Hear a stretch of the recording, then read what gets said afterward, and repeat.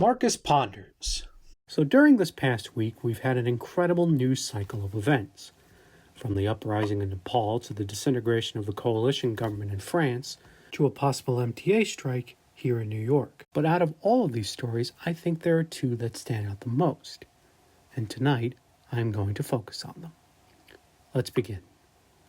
Early Wednesday morning, in what can only be described as a brazen violation of Polish sovereignty, Russian forces attacked Polish territory with a series of drone strikes that resulted in a swift response from several NATO countries, including the United States.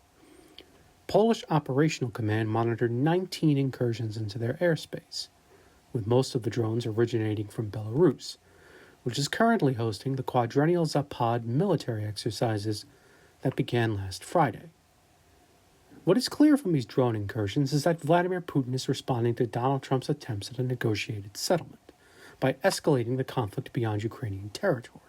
Putin knows that the fellow will not respond in the way that past presidents would have in regards to these types of incidents, and the Russians are taking advantage of him and his administration at every turn in order to further their goals in the reconstitution of a Russian imperial state.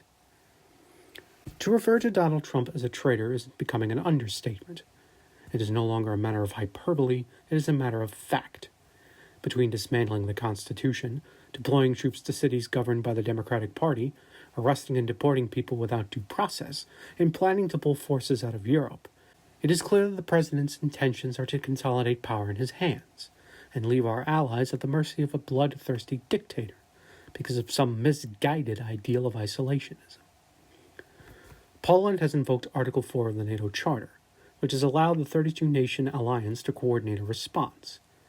On Friday evening, NATO forces began an operation known as Eastern Sentry, which is expected to increase NATO's capabilities and further integrate NATO's defense assets to effectively coordinate a response to future incursions from Russian forces.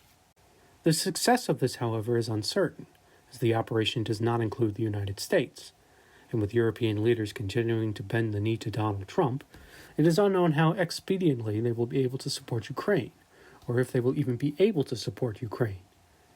But it is certain that Europe may very well be drawn into a larger conflict. The question seems to be when, not if, that happens.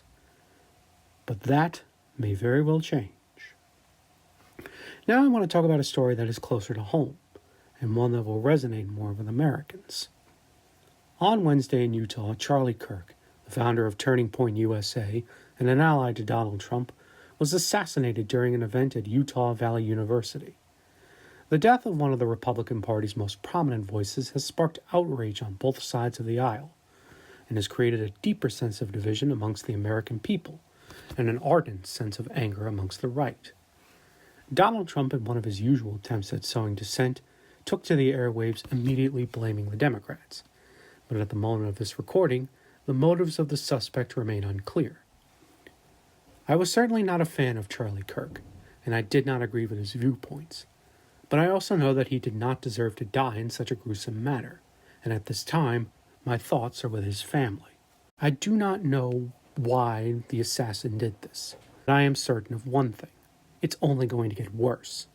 The inflammatory rhetoric of Donald Trump and his cohorts has already escalated, with right-wing pundits already speaking of civil war, and even the events in the Middle East are throwing shade here in America, and the right is jumping on it as if another country was influencing these kinds of events. And at the same time, the president is being co-opted by Russia.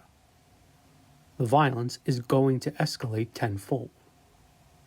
At this point in our world, there is turmoil everywhere, and the hope is that there will be rational heads to prevail in a sea of constant chaos. What's your take on all this? Let me know in the comments, or shoot me an email at the address in the description.